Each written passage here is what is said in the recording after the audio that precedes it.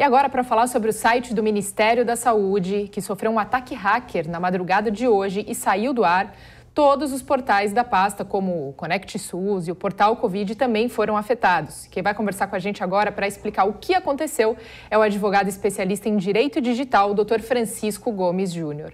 Doutor, muito bem-vindo aqui ao Top of the Hour, uma ótima tarde, obrigada por falar conosco. Doutor, primeiramente, antes de entender um pouco melhor o que pode ter levado a esse ataque hacker e se agora esses hackers estão ou não pedindo dinheiro, uma quantia para poder devolver esses dados, se bem que o Ministério já se posicionou dizendo que tem um backup desses dados, eu gostaria que o senhor comentasse a agilidade dos criminosos aqui no Brasil, que já se articularam e estão na praça, na internet mais especificamente, vendendo senhas que permitem alterar o cadastro do SUS por cerca de R$250. Primeiro, boa tarde a todos, boa tarde William, boa tarde Mariana.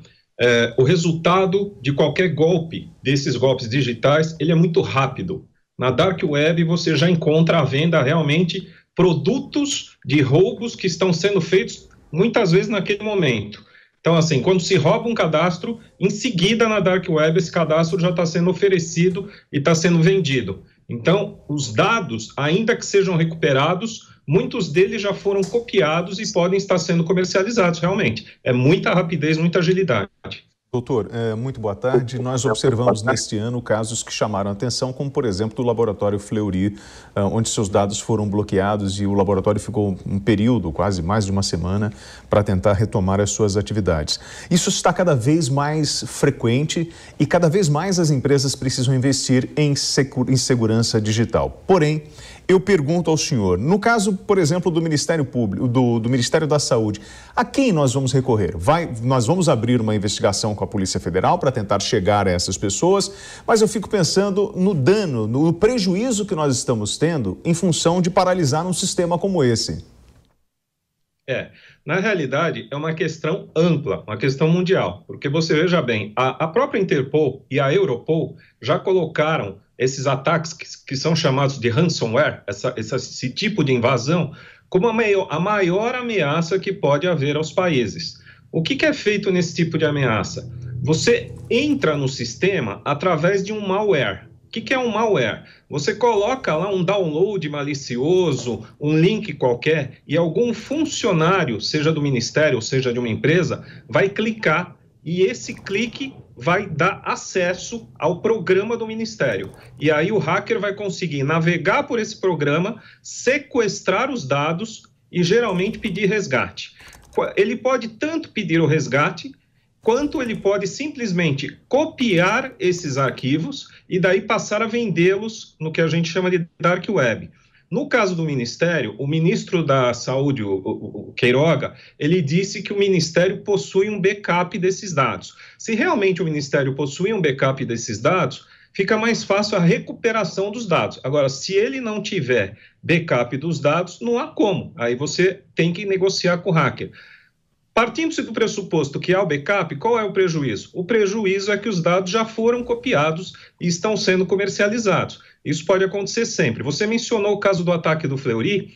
Para que você tenha uma ideia, o Brasil tem 5 ou 6 grupos de hackers muito conhecidos, inclusive reconhecidos mundialmente, e o grupo que atacou o Fleury foi o mesmo grupo que atacou, por exemplo, a JBS, foi o mesmo grupo que atacou um oleoduto americano. Ele já tem uns 6 ataques, é um grupo que se chama Review.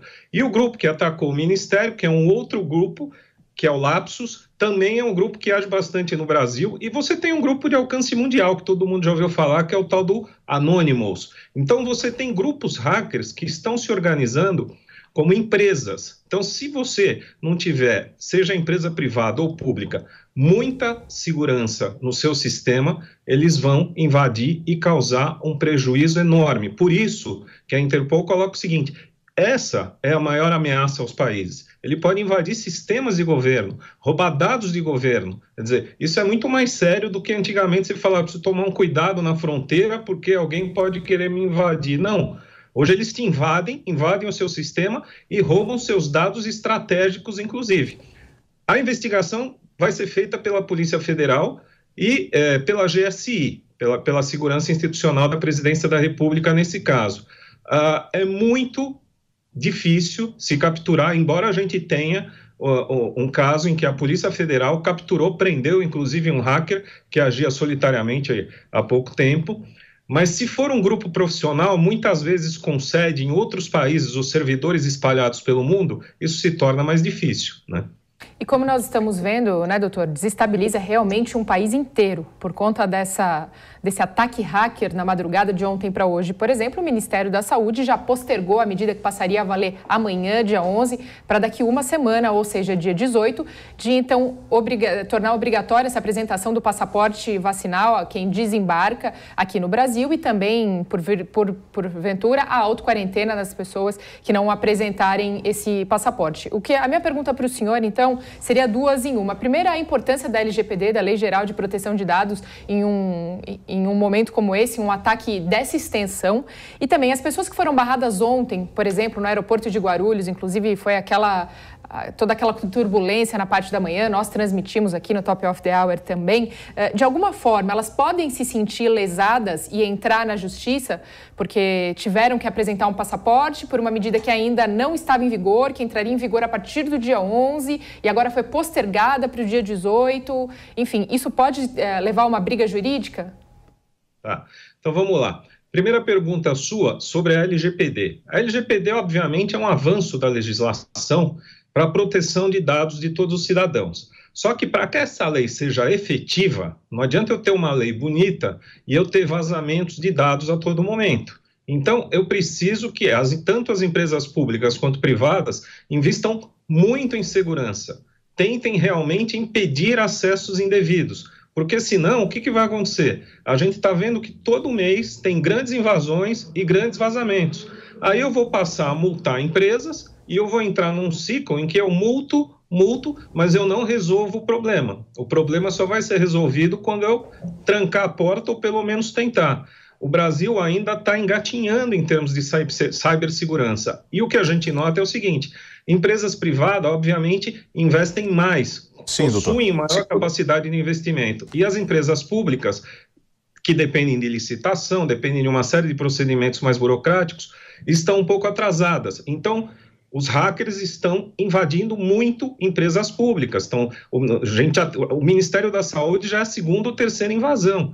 Na primeira, eles roubaram dados de 200 milhões de pessoas. Quer dizer, a gente está muito fragilizado perante a isso. Mas a LGPD, óbvio que é uma proteção. Lembrando doutor, me perdoe que o nosso tempo é curto, a gente vai finalizar agora, em função do tempo.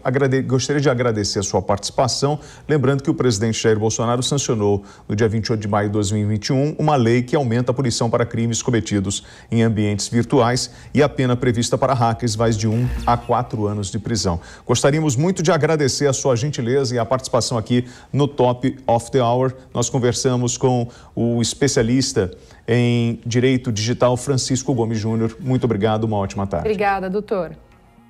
Boa tarde.